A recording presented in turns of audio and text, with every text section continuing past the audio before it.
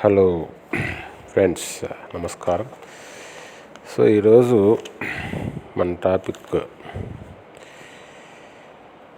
ఏంటంటే బంగ్లాదేశ్ హిందువుల గురించి.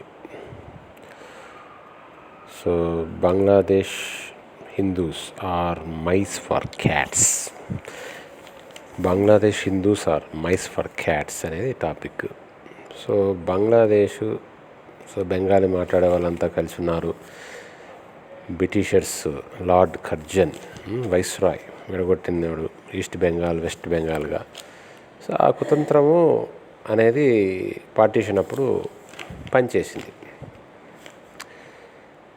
సో ఇప్పుడు దాని క్యాపిటల్ ఢాకా, దాని కరెన్సీ ఠాకా. ఢాకా అనే పేరు ఢాకేశ్వరి దేవి అనే పేరుతో, ఒక హిందూ అమ్మవారి పేరుతో ఆ ఊరి పేరు వచ్చింది, ఢాకా అని.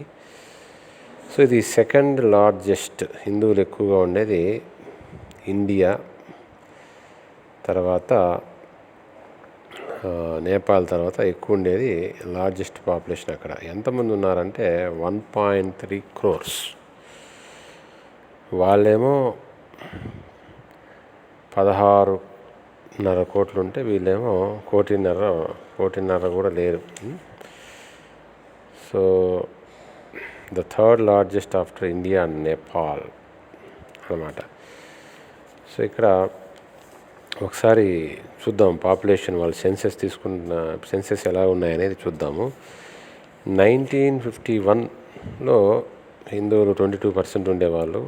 మళ్ళీ 10 ఏళ్ళ తర్వాత 1961లో 18.5% ఉన్నారు. 1974లో 13.5% వచ్చారు. మళ్ళీ 1981లో దాన్ని ఇంకా తగ్గి 12.1%కి వచ్చారు. 1991లో ఇంకా 2% తగ్గి 10.5%కి వచ్చారు. 2001లో ఇంకా తగ్గి 9.2%కి వచ్చారు. 2011లో ఇంకా 1% తగ్గి 8.5కి వచ్చారు. 2022లో అంటే అప్పుడు ఆ టైంలో 7.9%కి తగ్గిపోయారు.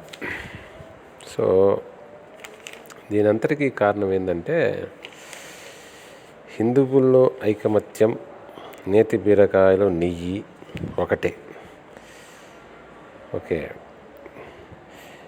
యూనిటీ అనేది ఇక్కడ ఉండదు ఇక్కడ. So if you don't have unity, they don't have any pity or guilty to do atrocity. అందుకే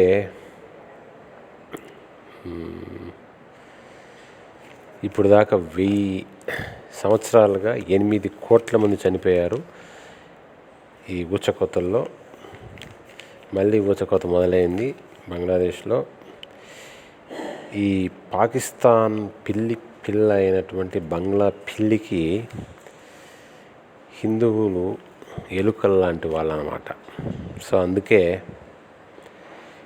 Bangla Hindus are mice for cats. Bye.